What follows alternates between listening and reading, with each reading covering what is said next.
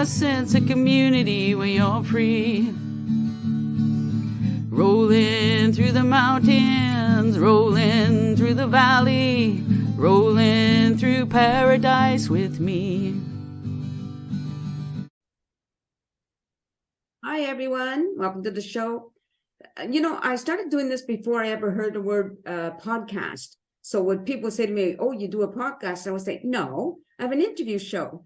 But, you got to move with the times, right? So welcome to my podcast. Now, my guest today, oh, my gosh, I think this is going to take more than one interview because he has a lot of different things going. He is a librarian. He's an actor and a writer. And you might know him from North of 60. Ladies and gentlemen, time to meet Robert Bockstael. Welcome to the show, Robert. Well, thank you so much, Nancy. It's nice to see you. Nice to see you too. I want to start off with the librarian. Let's start there and then we'll move forward, okay? Sure. When did you become a librarian? When I was 49 years old, I decided that I would retire from show business. And I was living in the near north of Ontario, around Parry Sound area, Okay. way out in the forest. And I was deciding kind of what I would do for the next little while. I wasn't sure what I would do, next. Mm-hmm. And I cast around. I did a little work here and there, doing some construction work and doing a little bit of groundskeeping for a local camping site. And I did some finished carpentry. But there was something missing. And I spoke to my wife and she said, what was it that you always wanted to do, like when you came out of high school? Mm-hmm. Before you became an actor, was there something else you wanted to do? And the first thing that came to my mind was, well, I always wanted to work in a library because I've been an avid reader all my life. And it seemed like such a peaceful place to work. Yeah. And I got in touch with someone who was, well, it was actually our dog groomer, was on the board of the local library. And when I took the dog one day, and I mentioned it to her, and she said, we're actually looking for someone to do some barcoding work, just a small job. But, well, I got that job, and before long, they invited me to do more and more work in the library. And they were paying me for this, which was lovely.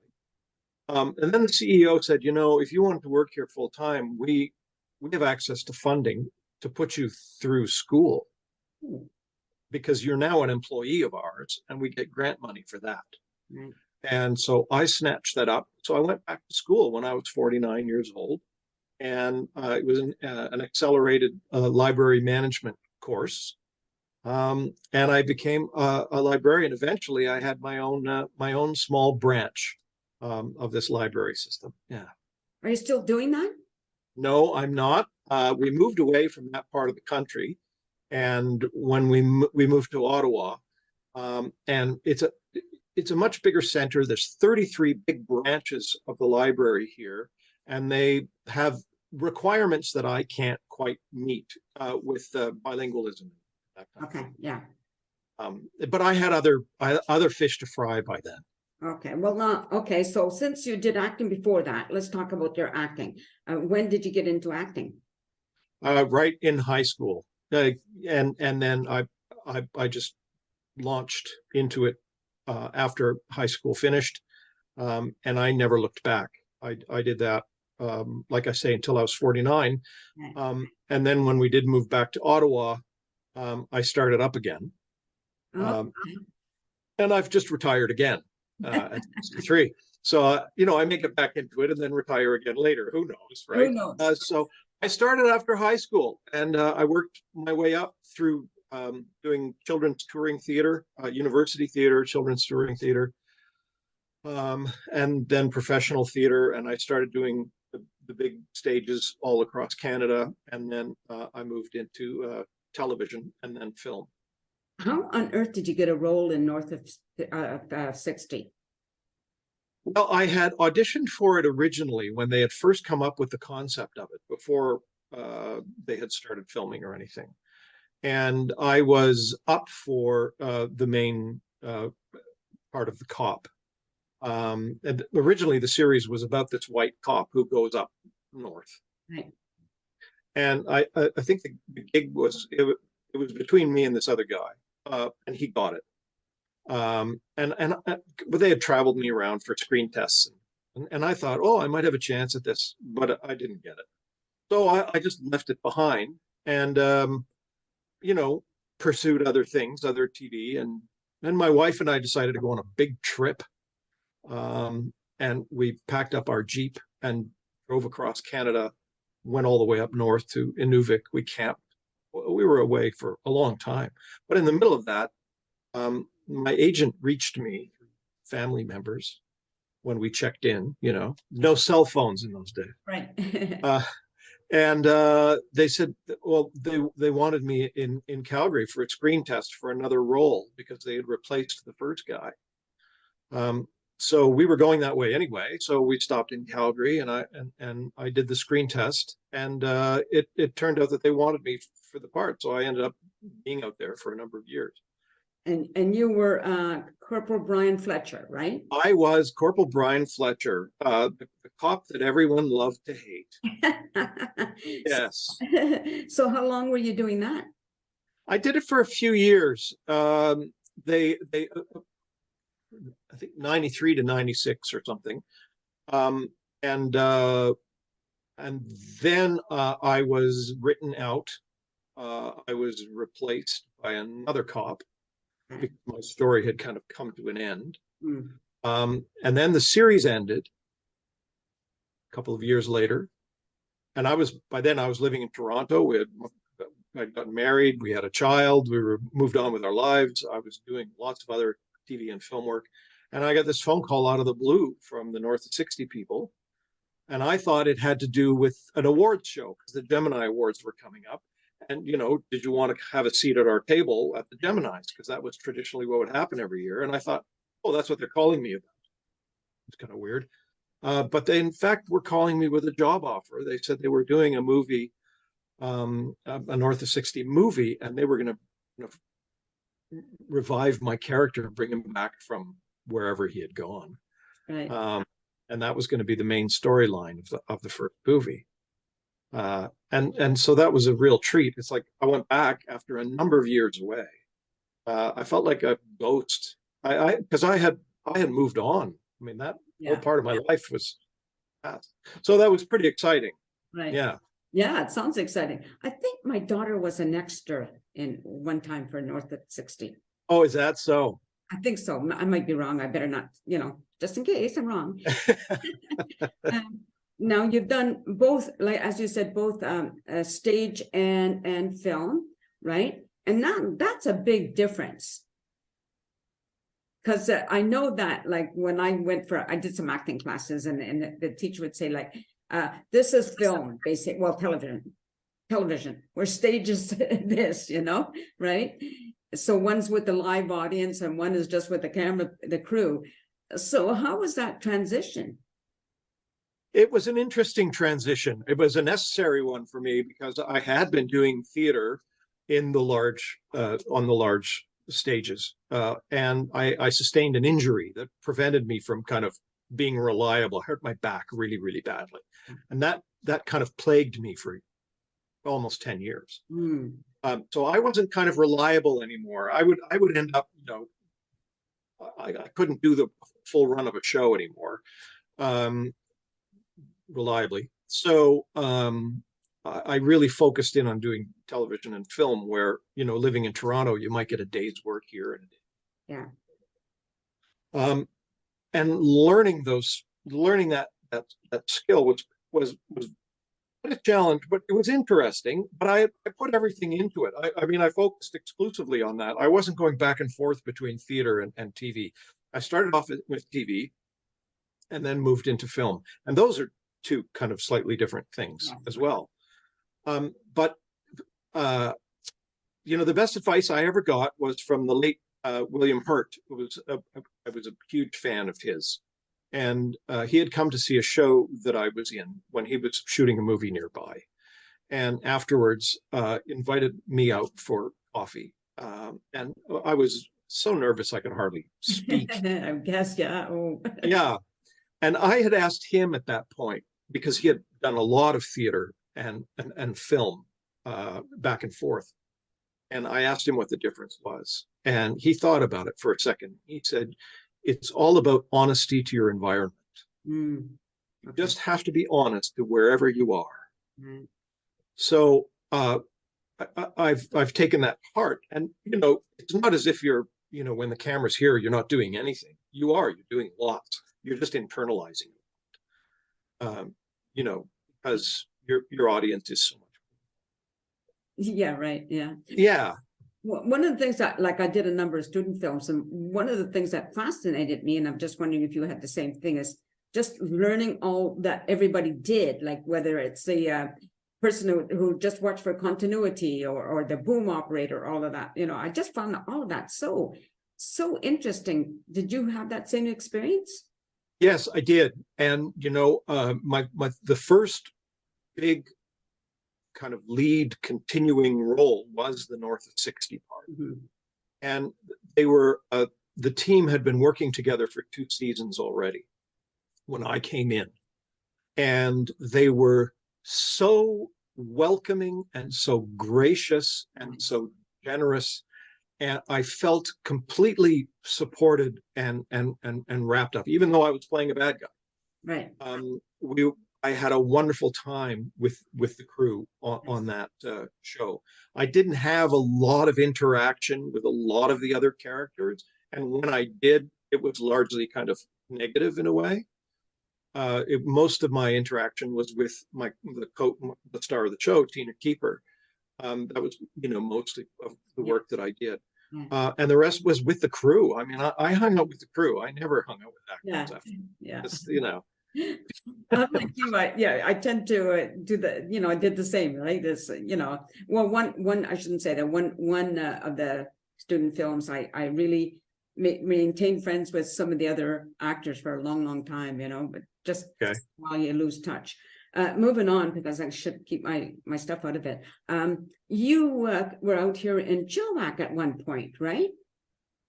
I was, there was about, I want to say 5 years ago, I was dragged back into the live theater after being away for 20 years. Right. By a great friend, brilliant mentor, Arthur Milner, who had written this play. He's a playwright.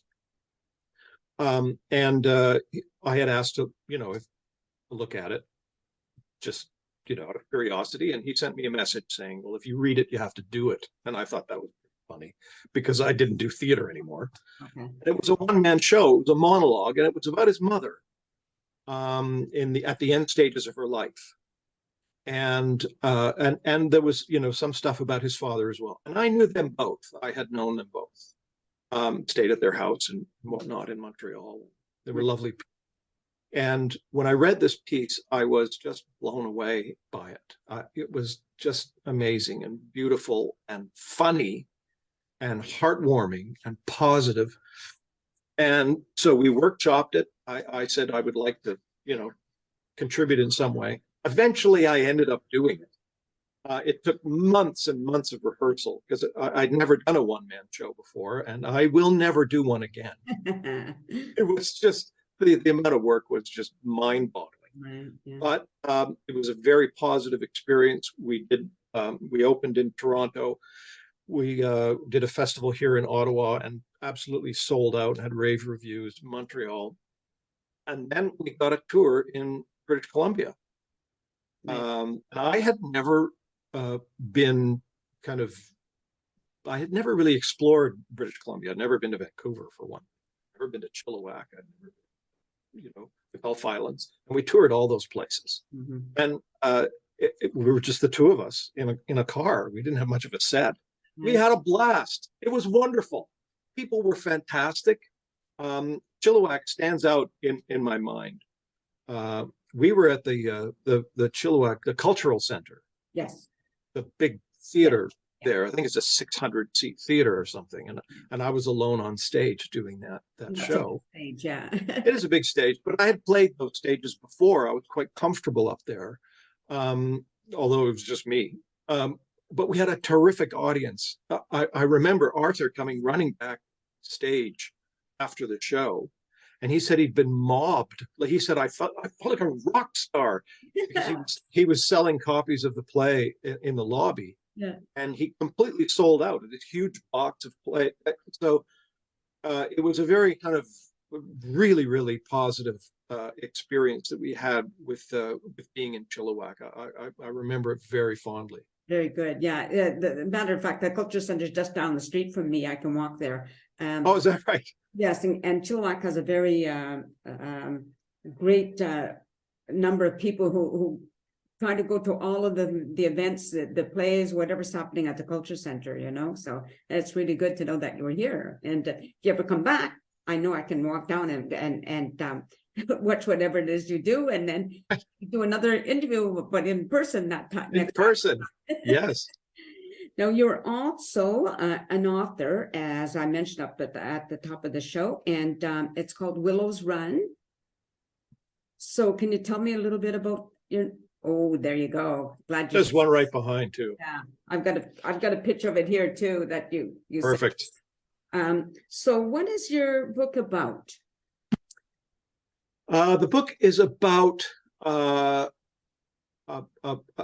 woman who is escaping a desperately awful situation, and in a number of ways. She's escaping personal addictions, and she's escaping a terrible external a marriage as well. And it is all about her kind of rediscovering herself and her own abilities to cope with whatever life throws at her. That's kind of thematically what it's about. Sure. Really, it's a thriller, and in I would say that basically after the kind of starting through the first half of the first page, it doesn't let up. It's pretty much nonstop forward motion for 415 pages. Every chapter is a cliffhanger. Wow. There are several threads of stories that you follow at the beginning, and they all mesh together and then move forward towards the end. There's a lot of action. There are a lot of unique and colorful characters. There's a lot of quick dialogue.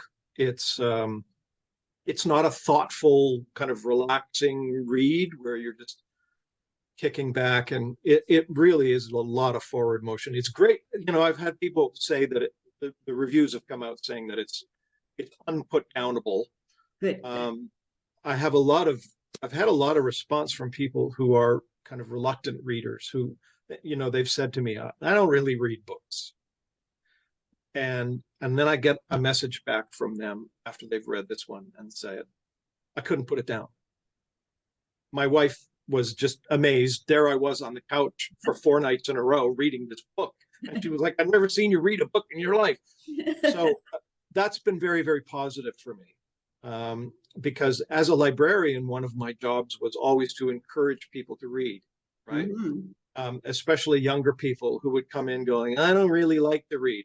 And I would kind of match them up with books that they might actually like. And that was always the biggest thrill for me, for people to come back into the library and say, I loved that book you recommended. Have you got another one? So I wanted to actually write a book that, first and foremost, that I wanted to read. Right? This is the book this is my ideal book. It's got all of the things in it that I like. And I kind of wanted to share that with people. And I know that, you know, generally, the response has been almost overwhelmingly positive. Awesome. It must have been a challenge, though. I'm thinking about writing in the voice of a female, like the character's female, right? Yeah, you know, I mean, it's an interesting thing that's happened in literature in the last 10 years, where we've talked about, there's a lot of talk about cultural appropriation.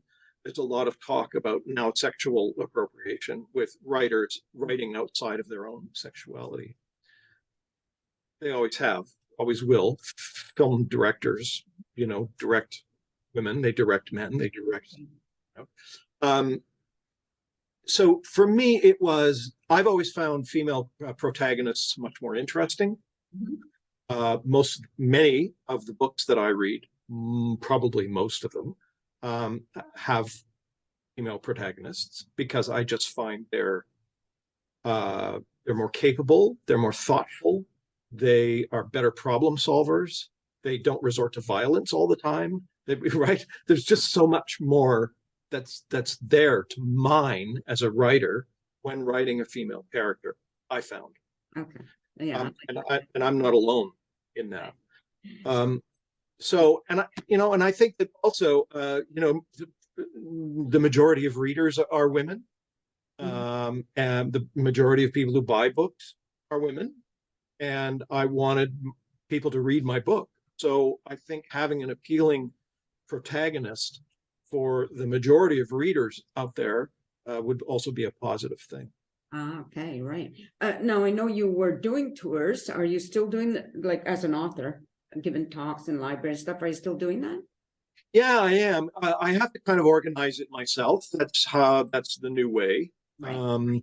So it's a lot of work to, set up a tour, especially these days where there's a lot of, kind of fiscal belt tightening going on. There was a time when authors would be paid to go through the library system because there were grants available and stuff, and that's kind of diminishing. Okay. So often authors are going out on their own dime. So tours are getting kind of more and more bare bones. But I'm doing 2 abbreviated tours coming up, one in May and one in June. They're usually associated with like a big event in the middle of it. I do these Comic-Con kind of conventions. Okay. Because I was a cartoon voice artist for 35 years. And so that's kind of resurged in popularity. There's a lot of people who want to talk to you and meet you and get a signature and stuff, because I was in things like Sailor Moon and so there's a lot of interest in that. So I'm invited to some of these things, and at the same time I bring my book. Okay. And the book. Yeah. Okay. Well, before we run out of time, I just want to mention where can people go to get your book? Is it can they get it from Amazon and local libraries, all of these wonderful places? It's in many libraries across Canada right now. Mm-hmm. It is available on Amazon. It's currently on sale on Amazon. The ebook right now is I don't know, it's like $3 or something. It's super cheap, $2.99 for the ebook. But it is available worldwide in all formats. Okay. So you just have to go Willow's Run on the internet. You just have to search Mr. or Mrs. Google, okay. And they will tell you where to get it. Right.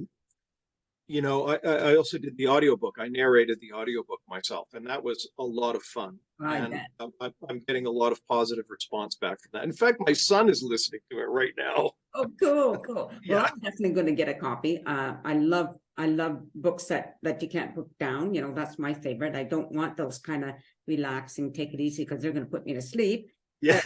Because I read mostly at nighttime. Right. Yeah. So I'm definitely going to get a book. So like I said, we're just about out of time, but I'm just going to stay on camera. To the audience, thank you for watching the show. You've been listening to Robert Bockstael, and I will include his website if you want to check it out. And order his book, because I know you can get it free at the library, but everybody needs to make money these days because life is getting tough for a lot of people. So thank you everybody for watching this show. Take care, and I hope you continue to watch. And finally, peace out. A sense of community till the wax a place to be. A sense of community when you're free. Rolling through the mountains, rolling through the valley, rolling through paradise with me. It's multicultural, you're sure to see it all. Chilliwack's the place to be, you'll see. Come party in the park, go dancing after dark. Chilliwack's the place to be, you'll see.